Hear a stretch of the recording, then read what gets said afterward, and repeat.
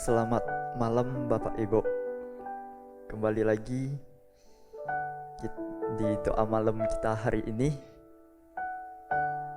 Meskipun secara online, tetapi kita yakin Tuhan ada di mana kita berada. Mungkin malam hari ini banyak problema, banyak pergumulan yang kita hadapi. Tetapi satu hal yang kita yakin dan percaya, semua ada maksudnya Tuhan, semua ada rencana Tuhan. Ya, yang pertama, mari kita bersyukur untuk pemeliharaan Tuhan, untuk kesehatan yang Tuhan percayakan kepada kita, yang Tuhan berikan kepada kita, untuk keluarga yang masih Tuhan izinkan bersama dengan kita, untuk pekerjaan dan pelayanan yang Tuhan percayakan untuk kita jalani.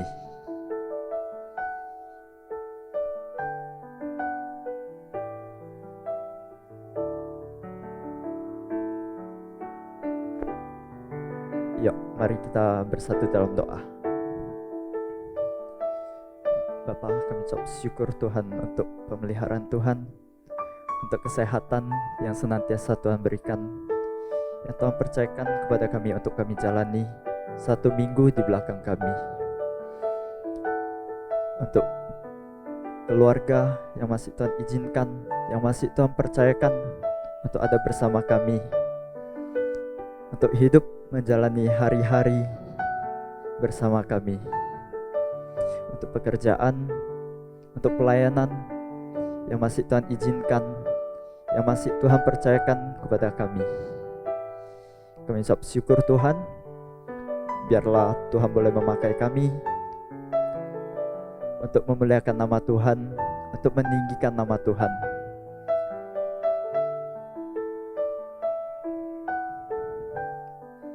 Kami berdoa Tuhan, hanya di dalam nama-Mu kami ucap syukur. Amin.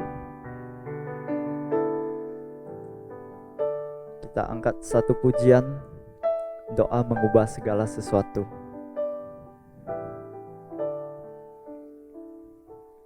Saat keadaan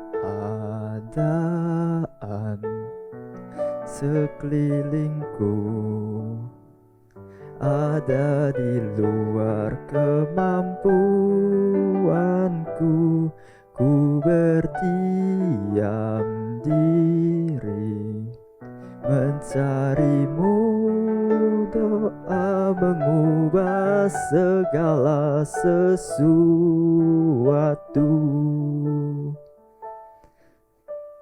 Kenyataan di depanku mengecewakan perasaanku. Ku menutup mata memandang-Mu, sebab doa mengubah segala sesuatu.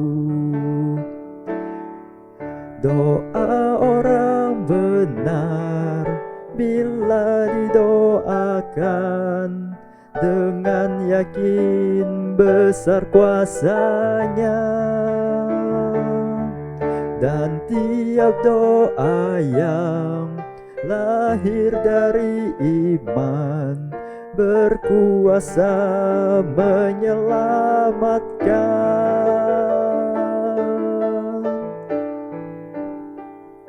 Seperti batang air di tangan-Mu, mengalir kemanapun Kau mau. Tiada yang mustahil di mata-Mu. Doa mengubah segala sesuatu.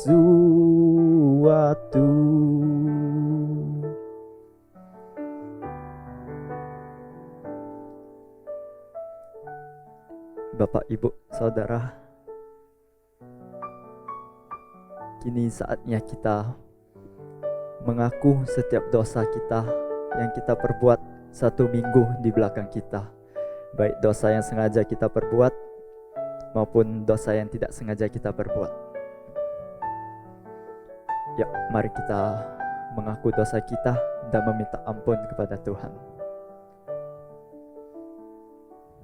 Bapa, kami berdoa Tuhan, saat ini kami ingin mengaku setiap dosa-dosa yang kami perbuat Tuhan, baik itu secara sengaja kita perbuat maupun yang secara tidak sengaja kita perbuat Tuhan. Karena itu ampuni kami. Kami tahu Tuhan, kami tidak layak di tempat ini, tetapi Tuhan yang telah melayakkan kami Tuhan. Tuhan ampuni setiap dosa-dosa yang kami perbuat Tuhan. Tuhan ajarkan kami untuk hidup seturut kehendak Tuhan, seturut jalannya Tuhan, supaya kami boleh murni dipakai Tuhan untuk memuliakan nama-Mu ya Bapa.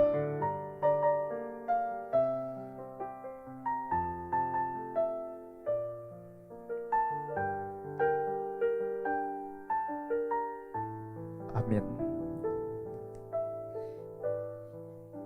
Selanjutnya kita akan berdoa untuk pergumulan kita masing-masing, problema yang kita hadapi. Mungkin terkadang banyak problema, banyak pergumulan kita, banyak tantangan-tantangan yang kita hadapi, yang terkadang mungkin kita tidak mengerti, kita tidak tahu apa yang akan terjadi ke depannya, mengapa banyak tantangan yang kita hadapi. Tetapi satu hal kita harus percaya, ada maksud dan tujuan Tuhan. Malam ini kita ambil waktu sejenak kita berdoa, kita bergumul kepada Tuhan.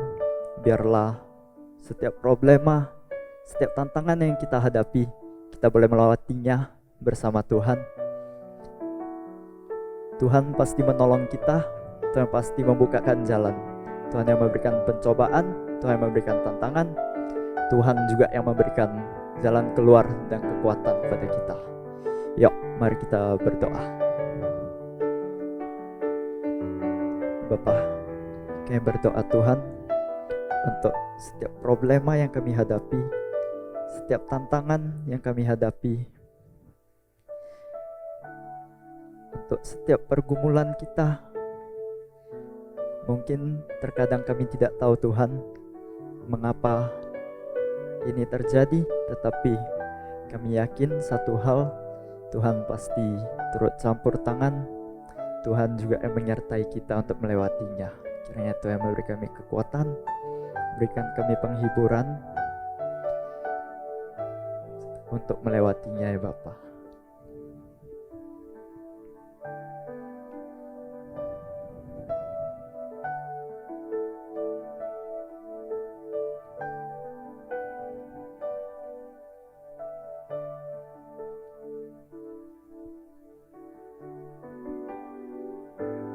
Saat keadaan sekelilingku ada di luar kemampuanku, ku berdiam diri mencari-Mu. Doa mengubah segala sesuatu.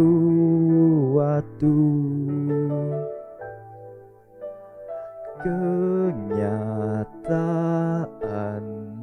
di depanku mengecewakan perasaanku. Ku menutup mata memandang-Mu, sebab doa mengubah segala sesuatu.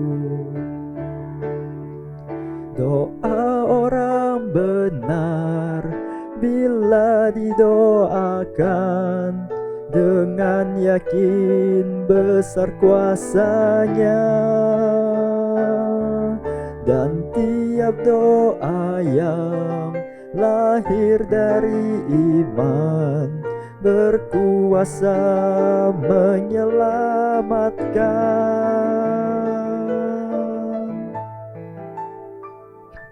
Seperti batang air di tanganmu, mengalir kemanapun kau mau, tiada yang mustahil. Di matamu doa mengubah segala sesuatu. Doa orang benar bila didoakan dengan yakin besar kuasanya, dan tiap doa yang lahir dari iman berkuasa menyelamatkan.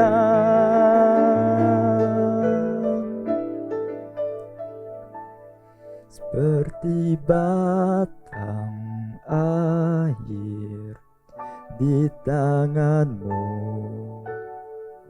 mengalir kemanapun kau mau, tiada yang mustahil. Di matamu doa mengubah segala sesuatu.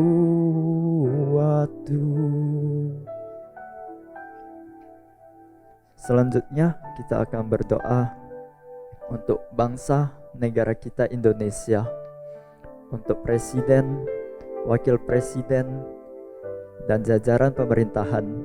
Kiranya Tuhan berikan mereka hikmat, kebijaksanaan untuk menjalani tugas negara dengan takut akan Tuhan.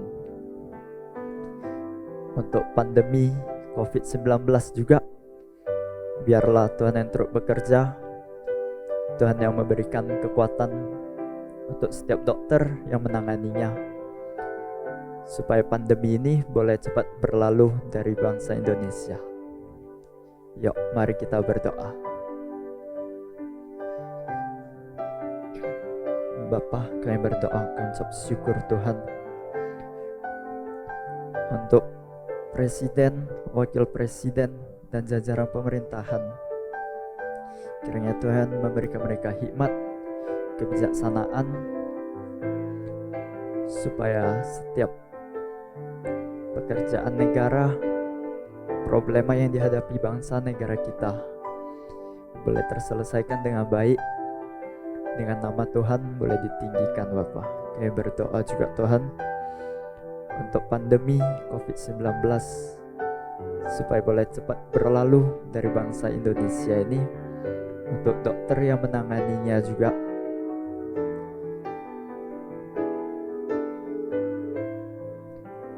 Tuhan yang berikan mereka hikmat, kebijaksanaan, supaya boleh merawat pasien dengan sabar, supaya pandemi COVID ini boleh berlalu dari bangsa Indonesia ya Bapak.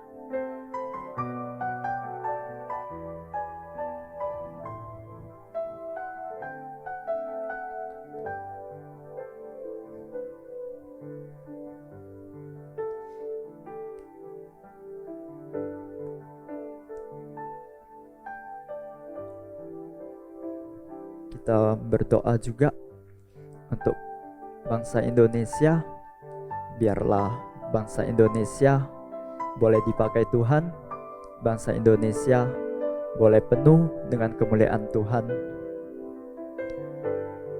Kiranya nama Tuhan boleh ditinggikan di bangsa Indonesia. Biarlah bangsa Indonesia boleh menjadi negara yang takut akan Tuhan. Kita angkat satu pujian, Indonesia bagi kemuliaan-Mu.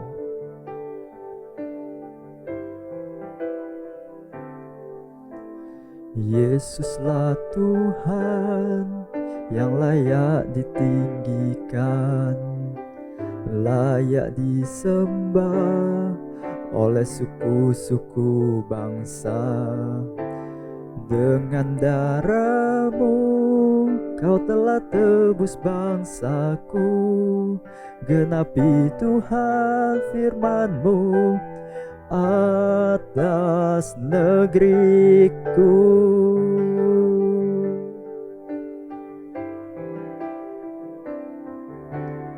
Yesuslah Tuhan yang layak ditinggikan, layak disembah oleh suku-suku bangsa. Dengan darah-Mu Kau telah tebus bangsaku, genapi Tuhan firman-Mu atas negeriku. Rindu melihat kemuliaan-Mu, hatiku rindu melihat curahan kuasa-Mu di tanah tercinta, negeriku Indonesia. Ku berdoa Indonesia, penuh kemuliaan-Mu Indonesia, bagi kemuliaan-Mu. Mari kita berdoa untuk bangsa Indonesia. Biarlah bangsa Indonesia boleh dipakai Tuhan untuk memuliakan namanya. Yuk, mari kita bersatu dalam doa.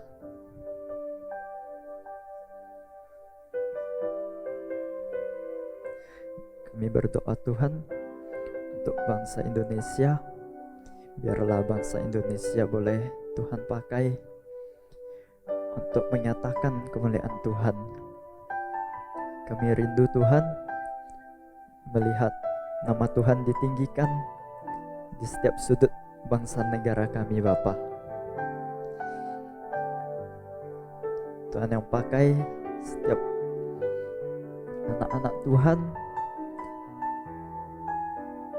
Biarlah bangsa Indonesia Tuhan boleh tumbuh, boleh berkembang di dalam-Mu ya Bapa. Hingga pada akhirnya kami boleh melihat bangsa Indonesia penuh kemuliaan Tuhan ya Bapa.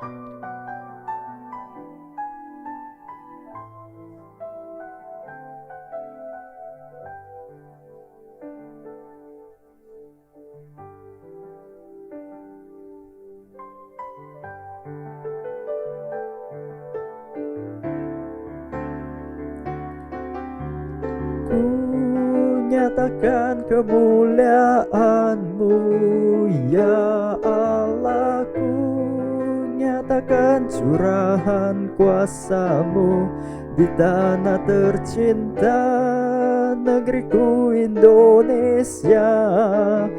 Ku berdoa Indonesia, penuh kemuliaan-Mu Indonesia, penuh kemuliaan-Mu. Melihat kemuliaan-Mu, hatiku rindu melihat curahan kuasa-Mu di tanah tercinta, negeriku Indonesia. Ku berdoa Indonesia, bagi kemuliaan-Mu Indonesia, bagi kemuliaan-Mu. Kita akan mendengarkan firman Tuhan yang disampaikan oleh Pendeta John Tri.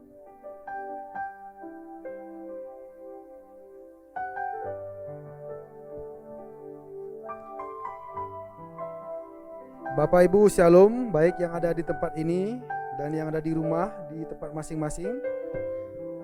Malam ini kita akan mendengarkan firman Tuhan untuk melengkapi doa malam kita pada hari ini. Adapun firman Tuhan yang akan kita renungkan pada malam ini tertulis di Lukas pasal yang ke-19 ayat yang ke-8. Lukas yang ayat ke-19, pasal ke-19 ayat 8 ya. Lukas 19 ayat 8. Demikian firman Tuhan. Tetapi Zakeus berdiri dan berkata kepada Tuhan, Tuhan, setengah dari milikku akan kuberikan kepada orang miskin, dan sekiranya ada sesuatu yang kuperas dari seseorang akan kukembalikan 4 kali lipat. Sebelum kita mendengar firman Tuhan ini, mari kita berdoa. Kami tahu bahwa kehidupan kami penuh dengan kelemahan dan kekurangan. Kami sadar akan keterbatasan itu, dan kadangkala kami jatuh dan jauh dari harapan dan keinginan Tuhan. Oleh karena itu, sebagai manusia yang terbatas, Tuhan tolonglah kami setiap waktu, setiap saat untuk bersandar dan berserah kepada Tuhan. Terlebih dengan situasi dan kondisi yang sedang kami alami hari ini, yang sedang kami hadapi hari ini, bahwa kami masih ada dan hidup ini semua kami syukuri. Bahwa kami masih hidup dengan ancaman COVID-19 ini, dan kami tentu harus semakin waspada dan semakin harus terus mematuhi protokol-protokol kesehatan yang sudah pemerintah anjurkan kepada kami, dan terlebih kami juga harus tetap berjaga-jaga di dalam iman kami. Di tengah-tengah kondisi sekarang ini, mungkin ada banyak orang yang sedang mengalami kerisauan, kekacauan, dan kebimbangan, apakah mengenai pekerjaan, usaha, bisnis, ataupun mengenai ekonomi. Kami sadar kami sedang mengalami dan sedang berhadapan dengan kenyataan ini. Tapi biarlah sekalipun kenyataan ini menjadi demikian adanya, tidak membuat kami mundur, tidak membuat kami tawar hati, tidak membuat kami putus asa, tapi membuat kami semakin kreatif. Bahkan di tengah-tengah penderitaan dan kesulitan, manusia super kami lahir. Dan tentu biarlah dengan pertolongan Roh Kudus kami tetap bisa bersandar, berserah kepada Tuhan. Selain itu, dengan kondisi yang ada, biarlah kami juga tetap bisa belajar untuk memberi dengan tepat sasaran dan memberi dengan semampu kami. Melihat orang-orang yang sedang kesusahan, tetangga kami, di lingkungan kami, keluarga kami, dan kami sendiri. Tapi biarlah di tengah-tengah kondisi ini, kami belajar memberi dari kekurangan. Oleh karena itu, Tuhan tolonglah kami dan berilah kami hikmat, agar kami dapat memberi dengan bijaksana, memberi dengan tepat sasaran. Kami bersyukur bahwa Tuhan terlebih dulu sudah memberi kepada kami. Dan inilah kenyataan, inilah yang membuat kami bersyukur kepada Engkau. Dalam nama Yesus kami berdoa. Amin. Nah, Bapak Ibu yang kasih Tuhan, tema kita pada malam ini adalah memberi dengan tepat sasaran. Ya. Nah, Bapak Ibu yang kasih Tuhan, sukses selalu diukur dengan uang, ya, atau dengan materi, atau dengan bertambah, atau dengan meningkatnya, ya, baik properti kita, baik kekayaan kita, baik harta kita, ya. Bahkan juga sukses kadang-kala bisa diukur dengan tingkat pekerjaan seseorang atau jabatan seseorang. Bahkan kadang-kala asumsinya bahwa sukses juga kelihatan atau dapat diukur, ya, dari bentuk tubuh seseorang, ya. Makanya kadang-kala kalau kita bertemu dengan orang ketika tubuh kita melar atau gemuk, orang bilang, wah kamu sudah sukses, ya. Nah, kira-kira seperti itu. Nah, kadang-kala kalau tubuh kita kurus, orang bilang, wah kamu ini susah, ya, makan hati, ya. Nah, gitu. Bahkan ukuran tubuh pun kadang-kala diasumsikan orang sebagai bentuk kesuksesan, sudah dikasih Tuhan. Nah, banyak orang yang mengatakan bahwa saya sudah sukses, saya diberkati Tuhan. Tetapi seberapa banyak orang yang sudah kita berkati dengan kesuksesan kita itu, atau dengan berkat Tuhan itu, ya. Nah, kalau kita melihat bagaimana pemahaman orang Farisi, ya, bagi mereka kekayaan adalah sebuah tanda bahwa seseorang berkenan kepada Tuhan. Bagi pemahaman orang Farisi, bahwa orang kaya, orang sukses adalah orang yang berkenan di hadapan Tuhan. Nah, pengajaran ini pernah populer di negara kita atau di beberapa gereja di Indonesia ini, bahwa orang-orang yang berkenan di hadapan Tuhan identik dengan kekayaan, kesuksesan. Bahkan orang-orang yang sakit, yang susah identik dengan hukuman Tuhan atau musibah dari Tuhan. Dan ini adalah tentu pengajaran yang keliru. Saudara-saudara kasih Tuhan, ya.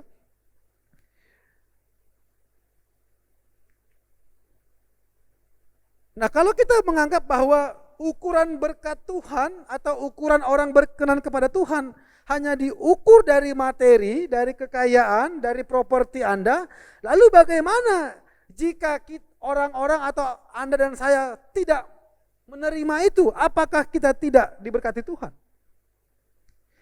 Nah, saudara kasih Tuhan, kalau Tuhan hari ini memberikan materi yang berkelimpahan kepada kita, itu semua adalah karena anugerah Tuhan. Kalaupun tidak, itu juga adalah karena anugerah Tuhan.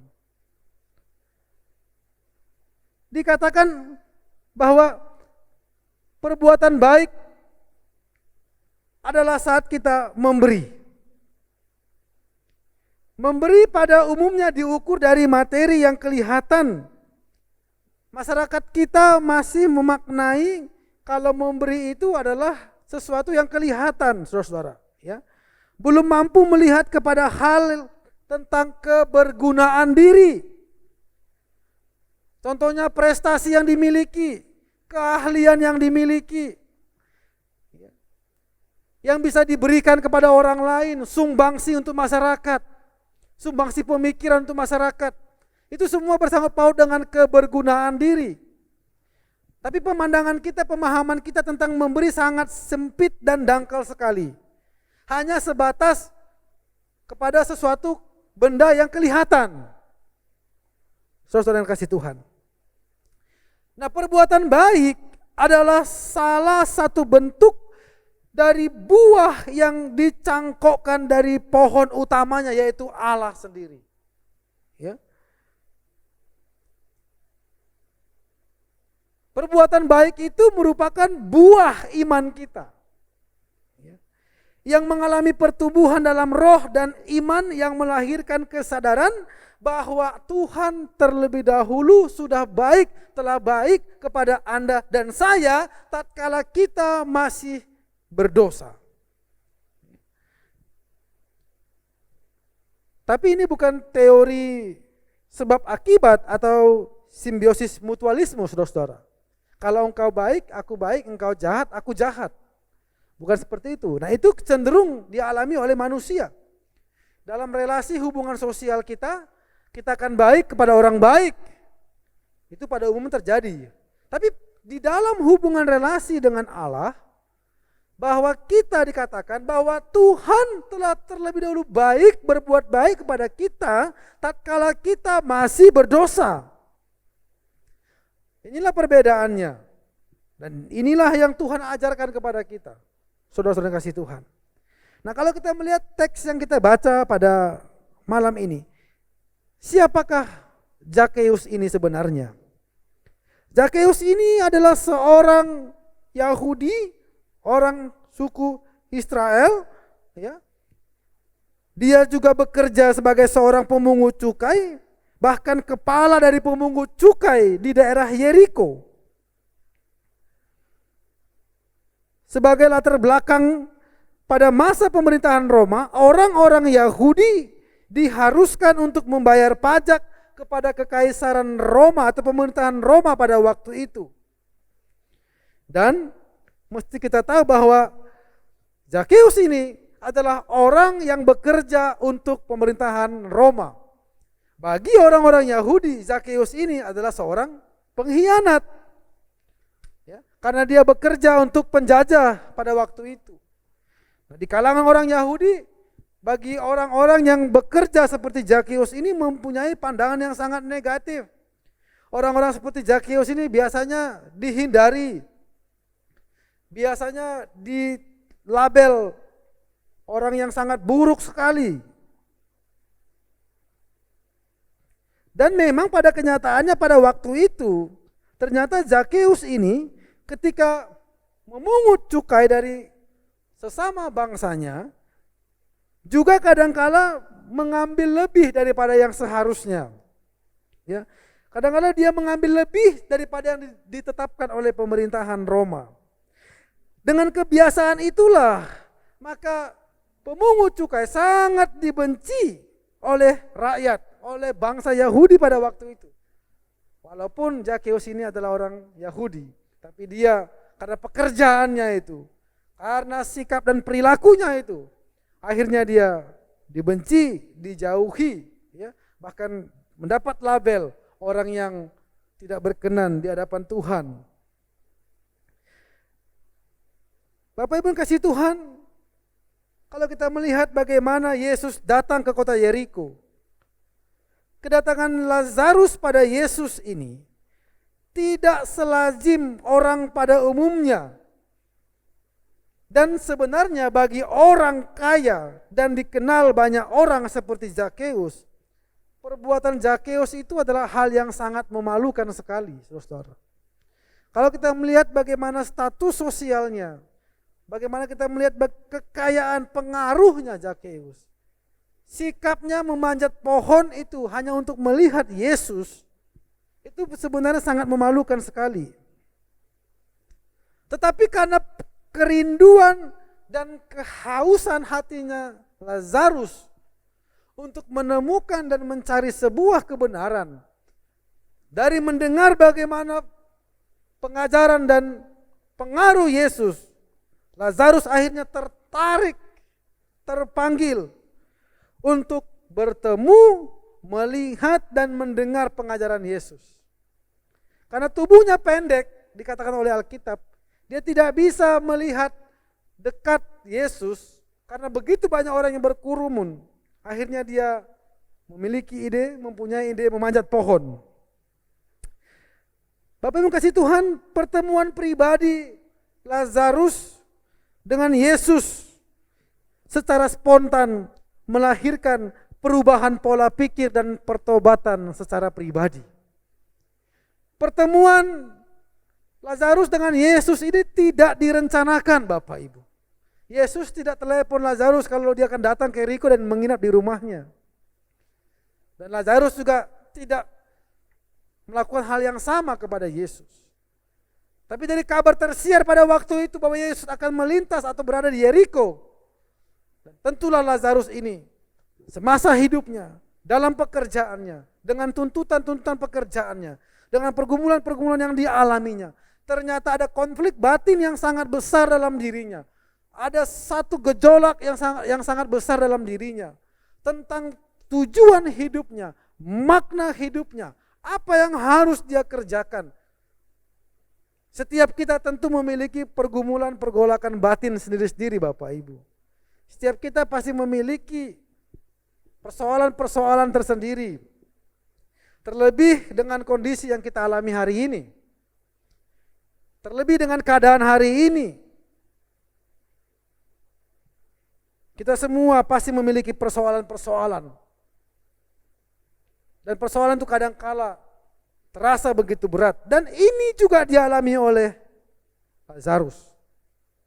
Dari segi materi dan kehidupan secara sosial, Lazarus ini tidak pernah kekurangan, Bapak Ibu. Dia orang yang berkecukupan. Tapi ada satu pribadi, ada satu hati yang kosong dalam dirinya, yang tidak dia temukan, yang tidak dia dapatkan dari semua harta benda yang dia miliki itu. Dan itulah yang membuat dia terus bergumul, terus berpikir. Dan mungkin saja kalau kita di posisi Lazarus ini, mungkin juga kita akan mengalami kesulitan tidur. Meskipun kita memiliki harta yang cukup, harta yang banyak, tidak menjamin kualitas tidur seseorang, tidak menjamin nafsu makan seseorang, Bapak Ibu yang kasih Tuhan. Ternyata ada konflik batin yang sangat besar dalam diri Lazarus ini. Dan saya yakin banyak orang yang mengalami hal yang sama. Banyak orang juga yang mengalami pergumulan yang sama. Setiap orang, saya dan Anda pernah mengalami satu konflik batin yang sangat besar dalam diri kita. Satu pertanyaan besar dalam diri kita, apakah tujuan hidup ini? Mengapa saya hidup? Apa yang harus saya lakukan untuk menjadi berguna? Mengapa dengan kondisi yang ada ini saya tidak merasakan bahagia? Dan ada banyak pertanyaan-pertanyaan yang tentu saja hari ini kita alami sama seperti apa yang dialami oleh Lazarus ini. Dan tentu setiap kita ingin mencari jawaban tentang apa sebenarnya yang sedang kita alami hari ini. Nah, Bapak Ibu yang kasih Tuhan, pertanyaan-pertanyaan ini adalah normal adanya sebagai manusia yang hidup, sebagai manusia yang waras, sebagai manusia yang sehat. Nah, semasa kita mengalami persoalan-persoalan seperti ini, pertanyaan-pertanyaan seperti ini, pergumulan-pergumulan seperti ini, kita masih dikategorikan normal Bapak Ibu. Karena ternyata kita mampu untuk mengontrol diri kita dengan baik. Kita tidak pernah lepas dari pergumulan-pergumulan dan persoalan-persoalan seperti ini Bapak Ibu kasih Tuhan. Nah, setelah Lazarus bertemu dengan Yesus, Yesus memanggil Lazarus, Lazarus turunlah. Saya ingin makan bersama dengan engkau di rumahmu. Nah Bapak Ibu, ini adalah satu tawaran permintaan yang Yesus katakan kepada Lazarus. Yang membuat Lazarus merasa kagum, merasa terhormat. Tidak pernah ada selama ini orang yang mengatakan seperti ini kepada Lazarus Bapak Ibu.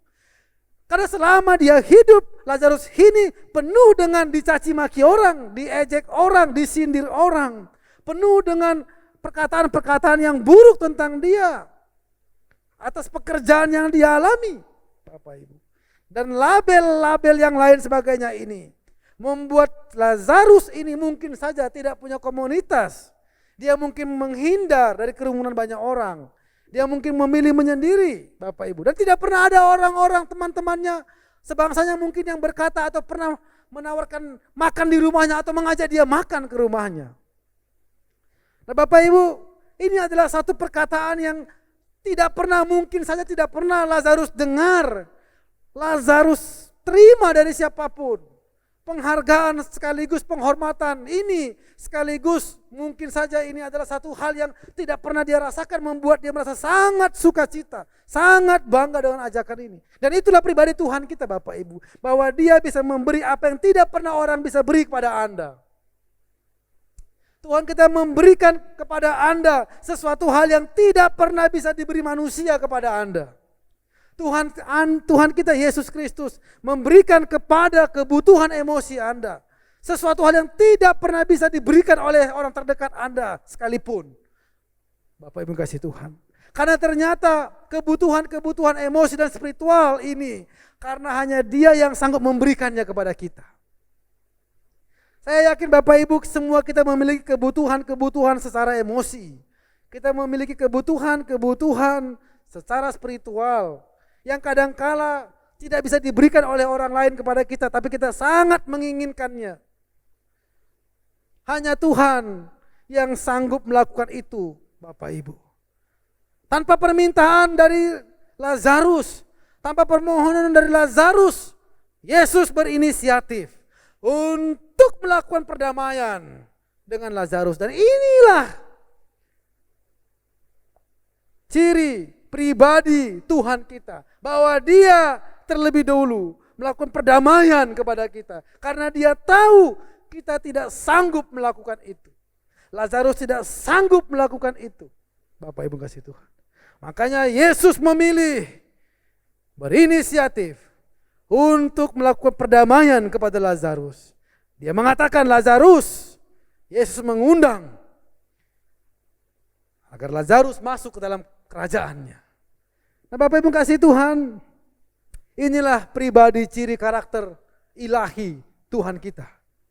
Bahwa Dia menawarkan, memberikan kepada kita kesempatan. Dan ini adalah perkataan yang membuat Lazarus sangat bangga, sangat sukacita. Karena tidak pernah ada orang yang mengatakan hal ini kepadanya. Saya yakin Bapak Ibu, jika seseorang atau siapapun yang mengatakan sesuatu yang tidak pernah orang lain katakan kepada Anda tentang diri Anda, pasti Anda akan merasa kagum, akan merasa tersentuh, akan merasa begitu ingin bersukacita karena perkataan, perlakuan dan sikap orang itu. Bapak Ibu, setelah Lazarus bertemu dengan Yesus, ada satu perilaku sikap yang spontan juga yang akhirnya diucapkan oleh Lazarus secara langsung, tidak tunggu besok, tidak tunggu sampai di rumah, tapi langsung diucapkan. Sebuah buah iman yang sungguh-sungguh keluar dari ketulusan Lazarus. Dan ini adalah contoh buah iman yang seharusnya dimiliki oleh orang percaya tatkala kita sadar sudah menerima kebaikan, kemurahan, dan pertolongan Tuhan kepada kita. Apa yang Lazarus katakan itu? Dia katakan, Tuhan, setengah dari milikku akan kuberikan kepada orang miskin. Wah, ini dia. Setengah pertemuan Lazarus dengan Yesus, ya, ternyata membuat Lazarus kehilangan setengah hartanya. Bahkan mungkin, ya, Lazarus hanya mendapatkan seperempat hartanya saja. Tinggal seperempat saja, karena bukan hanya setengah untuk orang miskin, tetapi juga dikembalikan kepada orang yang kalau ada di perasnya 4 kali lipat, Bapak Ibu. Secara duniawi, ukuran materi, ketika Lazarus bertemu dengan Yesus, Lazarus tergolong menjadi miskin, kira-kira seperti itu. Karena hartanya akhirnya nggak ada lagi. Tapi sekalipun Lazarus kehilangan harta di surga, dia mendapatkan kehilangan harta di dunia, dia mendapatkan harta surgawi yang tidak pernah bisa diberikan dan tidak bisa digantikan dengan harta duniawi yang dia miliki, Bapak Ibu. Dan inilah satu yang dikatakan memberi tepat sasaran. Memberi tak kala dia merasakan kasih Tuhan. Nah, Bapak Ibu kasih Tuhan, Anda tahu bahwa memberi adalah pengalaman yang baru untuk Zakeus, Bapak Ibu. Karena selama dia belum bertemu dengan Yesus, selama dia ada bekerja, dia hanya tertarik untuk mengambil. Maka pengalaman memberi pertama kali ini adalah pengalaman yang sangat membuat Zakeus belajar keras. Bapak Ibu, saya yakin ketika kita sudah mengenal Tuhan, dari awal kita sudah belajar bagaimana untuk memberi. Bapak Ibu, tapi bagi Zakeus ini pengalaman yang sangat baru, Bapak Ibu. Pertemuannya dengan Yesus tergolong bisa dikatakan membuat dia bangkrut secara materi. Karena akhirnya, Bapak Ibu, separuh sudah diberikan kepada orang miskin. Dikatakan 4 kali lipat akan digantikan kalau ada di perasnya. Mungkin hartanya tinggal seperempat lagi, Bapak Ibu. Mungkin kita berkata, Tuhan, setelah saya ikut Engkau, kok saya makin susah. Tuhan, kenapa setelah saya percaya Engkau, saya semakin sulit, usaha saya bangkrut, kesehatan saya menurun. Dan mungkin banyak hal yang Anda anggap sebagai hal yang buruk ketika Anda percaya kepada Tuhan. Dan mungkin Anda anggap itu sebagai kerugian. Rugi saya percaya Tuhan. Karena ketika saya percaya kepadanya, saya kehilangan banyak hal. Bapak Ibu mesti belajar dari Zakeus ini. Karena bagi Zakeus, keselamatan, jawaban atas pergumulan-pergumulan yang dia alami selama ini. Jawaban dari konflik-konflik batin selama ini. Melebihi daripada harta duniawi yang dia miliki itu. Melebihi daripada harta benda yang dia punya itu. Akhirnya dia belajar untuk memberi, Bapak Ibu. Pertemuan Yesus dengan Zakeus membuat pertobatan secara pribadi. Dan pertobatan itu ditunjukkan lewat sikap yang spontan dengan memberi. Nah, Bapak Ibu tahu bahwa biasanya kalau ada orang yang ditipu dalam tradisi orang Israel itu hanya diganti 2 kali, Bapak Ibu. Biasanya orang hanya ganti 2 kali. Tetapi Zakeus mengatakan 4 kali lipat. Ini bukan main-main, Bapak Ibu kasih Tuhan. Ya. 4 kali lipat ini adalah tradisi atau pengajaran kalau ada orang yang mencuri binatang orang lain, itu digantinya 4 kali lipat. Jadi Zakeus menempatkan dirinya bahwa dia sedang mencuri binatang orang lain dan harus menggantinya 4 kali lipat. Ini melebihi dari ketentuan-ketentuan yang ada secara hubungan secara sosial. Tapi inilah perbuatan iman, inilah buah iman, bahwa memberi itu Bapak Ibu, ditunjukkan bukan dari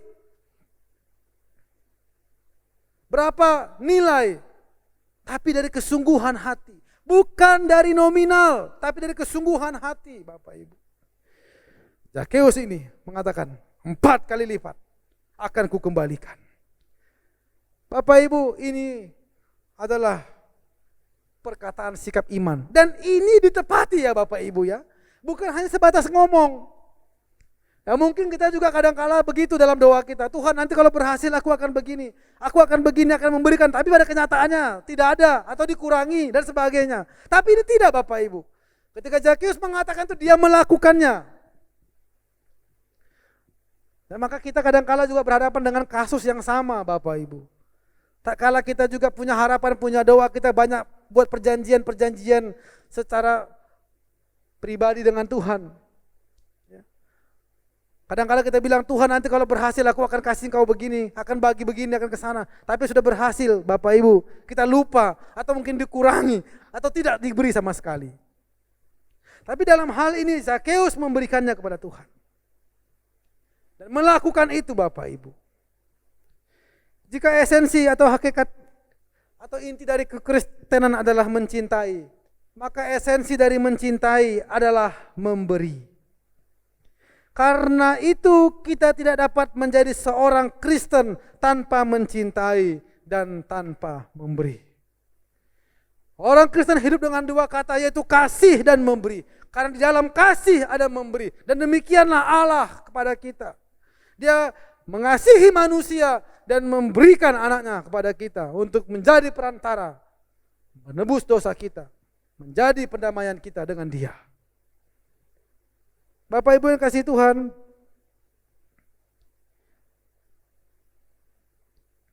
bagaimana mencintai dan memberi, itulah pesan Injil pada malam ini. Itulah pesan firman Tuhan pada malam ini. Bahwa kasih adalah memberi. Bukan hanya memberi materi seperti yang saya katakan dari awal tadi.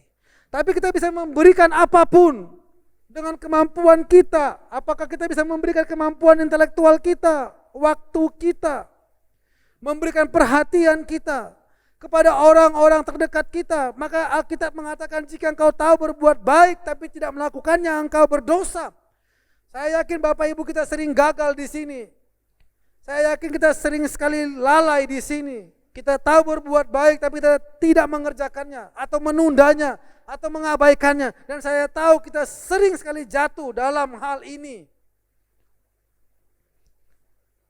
Bapak Ibu, bagi pengajaran Kristen memberi itu dimaknai dengan sangat luas. Dan kita harus mesti belajar memberi dengan tepat sasaran. Kita mengatakan kepada siapakah kita harus berbuat baik atau berbuat saleh.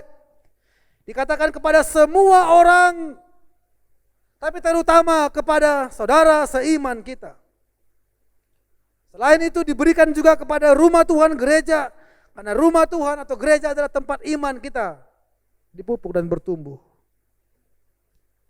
Semua orang yang bisa kita temui, semua orang yang bisa kita jumpai, setiap hari Bapak Ibu saya yakin ada banyak kesempatan yang datang kepada kita untuk kita dapat berbuat baik pada orang lain. Tapi juga saya yakin sekali kadangkala kita mengabaikan kesempatan-kesempatan itu. Kita mengabaikan kesempatan-kesempatan berbuat baik itu. Dan inilah kemanusiaan kita, Bapak Ibu kasih Tuhan.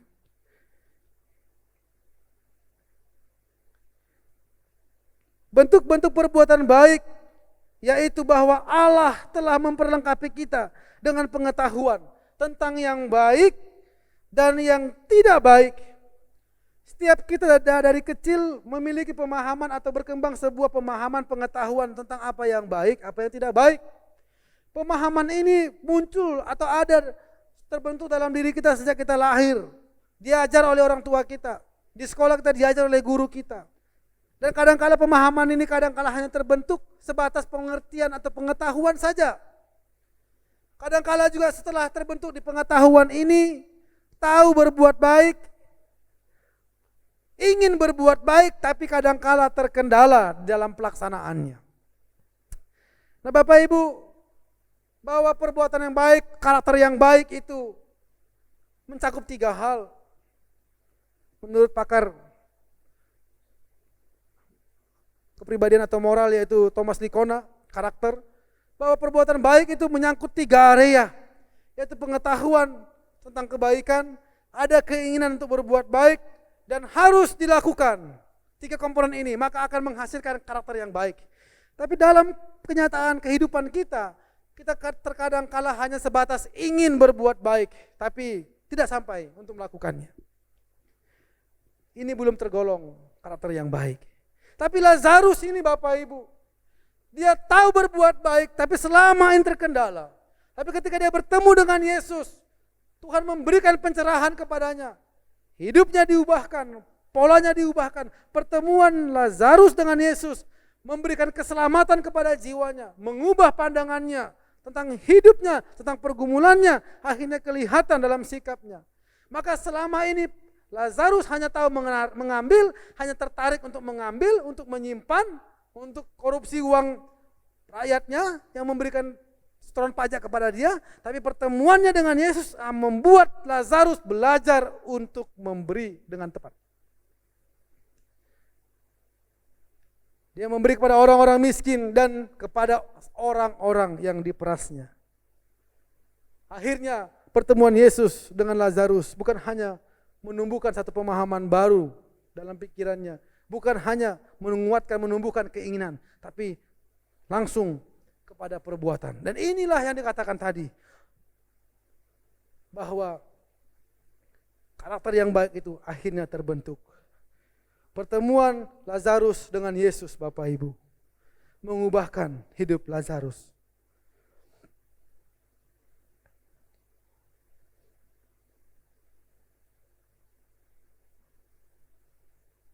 Bagaimana prinsip perbuatan baik itu?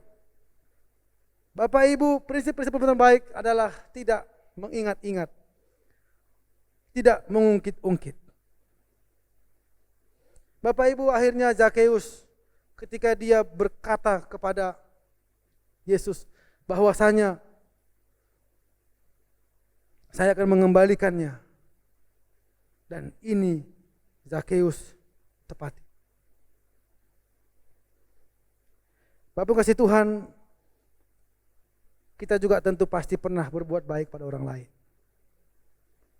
Setiap kita berpotensi untuk melakukan perbuatan baik kepada orang lain. Saya yakin kita semua pernah melakukannya. Dan saya mau mengatakan kepada Anda sesuai dengan firman Tuhan ini. Dan firman Tuhan yang lain menguatkan, janganlah jemu-jemu berbuat baik. Tetaplah berbuat baik dengan semampu Anda, tentu dengan cara yang tepat, cerdas, dan bijaksana. Dan tentu tepat sasaran. Diberikan kepada orang yang tepat untuk mendidik penerima agar mampu melakukan hal yang sama untuk orang lain. Maka perbuatan baik itu harus berkelanjutan. Ketika kita memberikan kepada orang lain, kita juga mengedukasi orang lain untuk juga memberikan semampunya, dengan caranya, dengan kemampuannya memberikan kepada orang lain. Sehingga perbuatan baik ini terus mengalir dan terus berkelanjutan. Bapak Ibu kasih Tuhan. Sebagai penutup, anugerah keselamatan yang kita terima melebihi dari apa yang ada pada kita. Anugerah keselamatan yang Yesus berikan kepada kita melebihi dari apa yang kita cari selama ini di dunia. Harta benda yang kita selama ini cari di dunia melebihi semuanya itu. Kita dapat memberi, kita menyadari kesalahan kita, berani berkorban, mulai mengerti kebenaran sejak kehadiran Yesus dalam hidup kita. Dan seharusnya mengubah seluruh pandangan kita menjadi lebih baik. Dan inilah pengalaman yang Zakheus alami. Sesuatu hal yang tidak pernah dia alami, tidak pernah dia terima sepanjang hidupnya. Dan di akhir ini, dia dengan komitmen yang kuat, selain menerima anugerah keselamatan, dia menunjukkan anugerah keselamatan yang dia terima itu dengan sikap spontan, memberikan kepada orang-orang yang selama ini memang dia rugikan. Bapak Ibu kasih Tuhan, perbuatan baik betapapun banyaknya, betapapun sucinya, bukanlah dari kita. Bukanlah inisiatif kita. Itu semua adalah dari Allah. Dan lagi Bapak Ibu, perbuatan baik yang berasal dari manusia, semuanya kurang suci dan mengandung dosa, karena kita adalah manusia berdosa. Oleh karena itu Bapak Ibu, sekalipun kita mengerti perbuatan baik ini, biarlah ini bukan untuk meninggikan, menyanjung diri kita. Biarlah kita menyadari bahwa setiap kali kita melakukan perbuatan baik kepada orang lain, bahwa Allah terlebih dahulu sudah berbuat baik kepada kita. Pengajaran hari ini, perilaku Zakheus hari ini, biarlah ini bisa menjadi pelajaran yang berharga pada kita. Dan biarlah Bapak Ibu, kita dikuatkan, diteguhkan, terutama di tengah-tengah kondisi yang ada ini. Tuhan menolong kita. Jangan putus asa. Jangan patah harapan. Dengan kondisi yang ada ini, pergumulan kita akan Tuhan jawab sesuai dengan waktu dan ketetapannya. Tetaplah patuhi protokol kesehatan yang sudah pemerintah anjurkan kepada kita. Tetaplah sehat, supaya kita memiliki kesempatan lebih panjang untuk bisa melayani, memuji, dan menjadi berkat bagi banyak orang. Dimanapun Bapak Ibu berada, saya berdoa untuk Anda agar kita tetap kuat dan sabar dengan kenyataan dan keadaan yang ada ini. Tuhan pasti datang menolong kita. Mari kita berdoa. Tuhan, tolonglah kami dan bantulah kami. Di tengah-tengah kondisi dan keadaan yang ada ini, ada banyak pengalaman-pengalaman yang sudah kami lewati, yang sudah kami alami, yang sudah kami lalui. Dan tentu saja pengalaman-pengalaman itu kadangkala tidak kami ingat lagi. Tolong terus kami diingatkan dalam setiap waktu melalui firman-Mu. Siapa kami di hadapan-Mu, bahwa kami sudah lebih dulu menerima kebaikan dari Tuhan tatkala kami masih berdosa. Dan biarlah kami terus belajar dengan kondisi yang ada, bahwa sebagai umat percaya kami hidup dengan dua hal, yaitu mengasihi dan memberi. Tidak boleh timpang, karena di dalam kasih ada hal untuk memberi. Oleh karena itu, Tuhan, biarlah Tuhan menolong kami, terutama dalam kondisi hari ini. Untuk jemaat-jemaat Tuhan yang hari ini ada di rumah masing-masing, atau berada di luar negeri, atau dalam kondisi apapun dimanapun mereka berada, yang sedang mengalami pergumulan baik secara ekonomi, atau masalah kesehatan, atau masalah hubungan dengan pasangan, dengan keluarga, dengan anak-anak, atau pemikiran-pemikiran yang selama ini membuat mereka konflik batin. Banyak persoalan-persoalan batin yang selama ini mereka alami, yang selama ini mereka hadapi, yang selama ini mereka pikirkan. Tuhan, tolonglah mereka. Biarlah firman-Mu senantiasa menguatkan, menopang, dan menuntun setiap mereka. Bahwa kondisi-kondisi yang kami alami, perasaan apapun yang kami alami ini normal adanya. Inilah kemanusiaan kami. Dan kami tahu bahwa Tuhan sangat sabar dengan setiap gejolak, emosi, perasaan yang terjadi silih berganti, bahkan berubah-ubah setiap saat dalam hidup kami. Kami yakin Tuhan bahwa kami dengan menyadari hal ini akan membuat kami tetap sabar, tangguh, kuat dalam menghadapi pandemik COVID-19 ini terutama. Dan kami percaya bahwa segala sesuatunya kami akan lalui bersama dengan Tuhan. Bahwa kondisi yang kami alami ini bukan hanya kami alami. Orang-orang dulu pun punya pengalaman pergumulan yang sama. Dan kami tahu bahwa kehidupan kami di dunia ini terbatas adanya. Inilah bentuk kefanaan dan keterbatasan kami. Dengan keadaan ini akan membuat kami sadar siapa kami di hadapan-Mu. Bahwa kami ini hanyalah debu. Oleh karena itu, Tuhan, semasa kami hidup, semasa kami sehat, semasa kami kuat, pakailah kami untuk menjadi berkat dimanapun kami berada, dalam pekerjaan kami, di lingkungan sosial kami, dimanapun kami berada. Jadikan kami menjadi sumber berkat. Perpanjangan tangan-Mu menjadi berkat bagi orang lain. Kami bersyukur, dalam nama Yesus yang agung kami berdoa. Amin.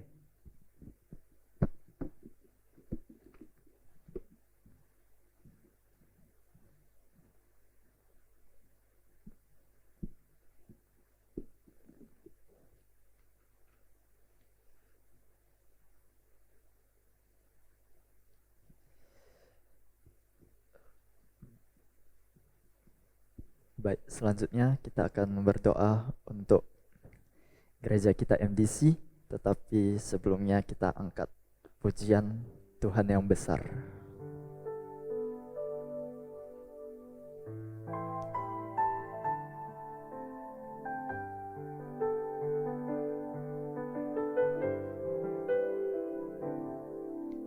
Hidup karena percaya, Kau yang berjanji setia, pengharapanku selalu ada di dalam-Mu. Ku tidak akan menyerah meski dalam kesesakan. Seluruh hidupku dalam genggaman-Mu.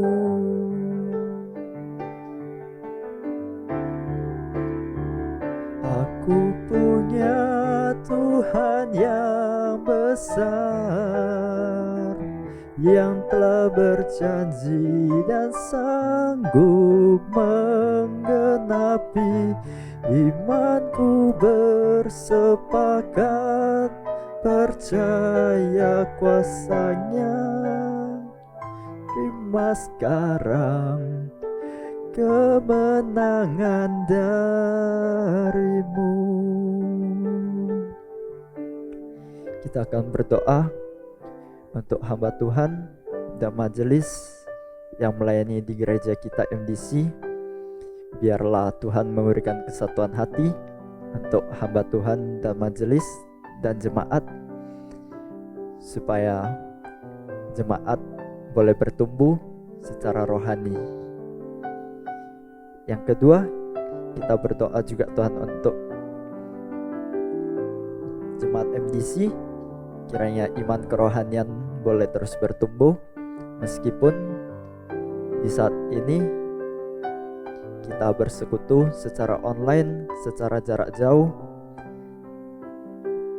Kita bawakan ke dalam doa biar setiap jemaat boleh terus bertumbuh. Yuk kita berdoa untuk kedua pokok doa ini. Bapa, kami berdoa Tuhan untuk gereja kita MDC, untuk setiap hamba Tuhan yang melayani, untuk majelis yang melayani, untuk jemaat yang Tuhan percayakan untuk gereja kita. Kiranya Tuhan memberikan kesatuan hati untuk setiap hamba Tuhan, setiap majelis, setiap pelayan Tuhan yang melayani Tuhan. Kami juga tidak lupa Tuhan berdoa untuk jemaat kita. Biarlah jemaat boleh bertumbuh secara kerohanian, meskipun di saat ini ibadat diadakan secara online, tetapi biarlah Tuhan yang turut campur tangan, Tuhan yang memberikan Roh Kudus untuk menguatkan mereka, untuk mengerti firman Tuhan, untuk bertumbuh secara kerohanian, supaya hidup mereka boleh dipakai Tuhan lebih lagi ya Bapa.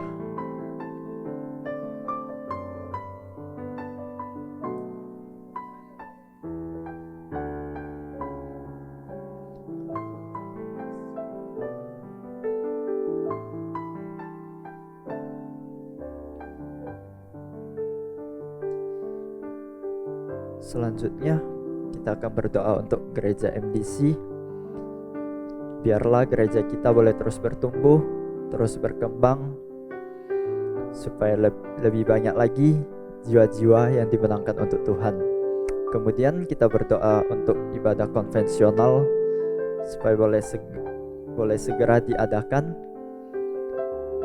Kiranya Tuhan yang turut bekerja. Yuk, mari kita berdoa. Bapa, kami berdoa Tuhan untuk gereja kita MDC. Kiranya gereja ini boleh dipakai Tuhan, boleh terus bertumbuh, boleh terus berkembang, supaya nama Tuhan boleh ditinggikan, nama Tuhan boleh dipermuliakan melalui gereja ini Bapa. Tuhan berkati juga setiap jemaat supaya boleh terus bertumbuh.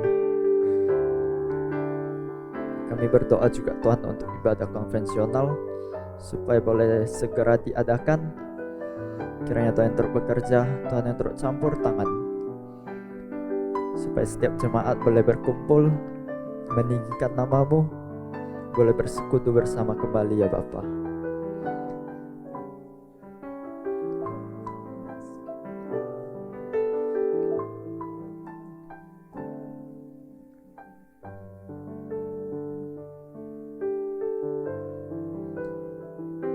Kita akan berdoa untuk jemaat yang butuh didoakan. Sebelumnya kita angkat kembali pujian Tuhan yang besar. Ku hidup karena percaya Kau yang berjanji setia. Pengharapanku selalu ada di dalam-Mu. Ku tidak akan menyerah meski dalam kesesakan. Seluruh hidupku dalam genggaman-Mu.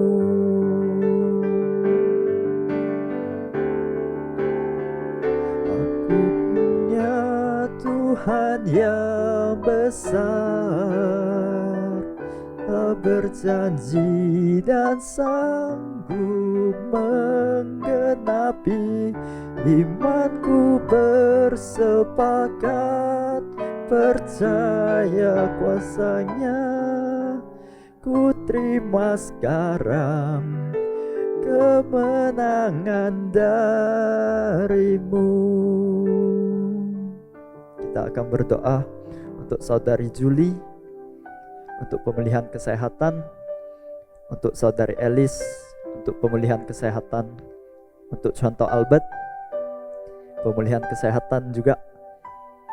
Mungkin di antara Bapak Ibu ada yang tahu rekan-rekan yang sakit, yang kurang fit. Kiranya kita boleh bawakan dalam doa juga bersama. Yuk kita bersatu dalam doa. Bapa, kami berdoa Tuhan untuk jemaat MDC yang sakit, yang lemah tubuh. Kiranya Tuhan turut campur tangan, Tuhan pulihkan mereka Bapa. Untuk saudari Julie, kiranya Tuhan pulihkan kesehatannya, Tuhan pakai dia lebih lagi Bapa. Untuk saudari Elis, Tuhan turut campur tangan dalam proses pemulihannya. Biarlah Tuhan turut campur tangan, Tuhan yang pulihkan Bapa. Untuk contoh Albert,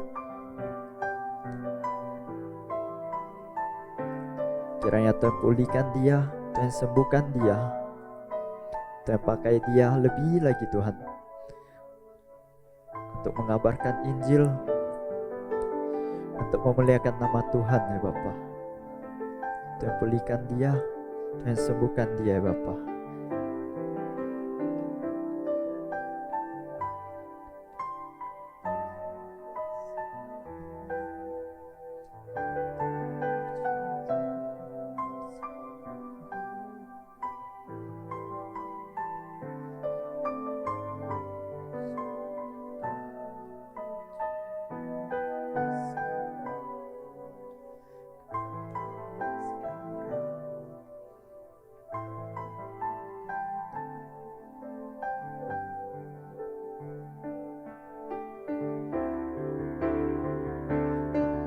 Punya Tuhan yang besar,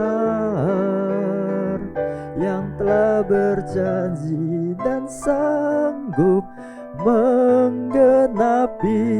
Imanku bersepakat, percaya kuasanya.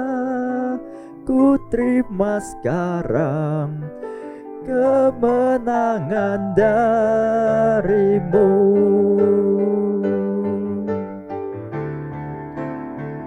Aku punya Tuhan yang besar, yang telah berjanji dan sanggup menggenapi. Imanku bersepakat percaya kuasanya.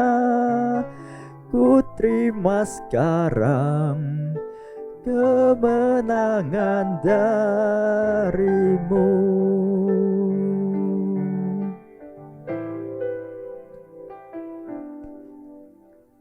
Kemenangan darimu.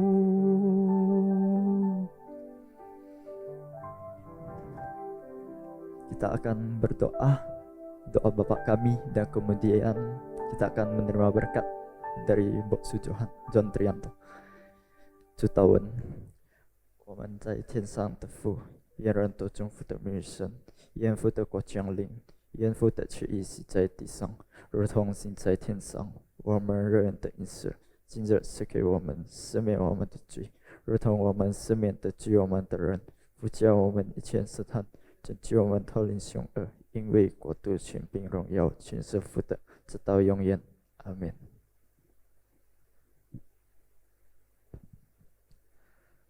Tan Yen Chu Yesu Chi Tu Te Ân Hui Sang Ti Te Te Ai Seling Te Kantung Chang ini mentong cai Tong Chin Se Cetau Yong Yong Yen Yen.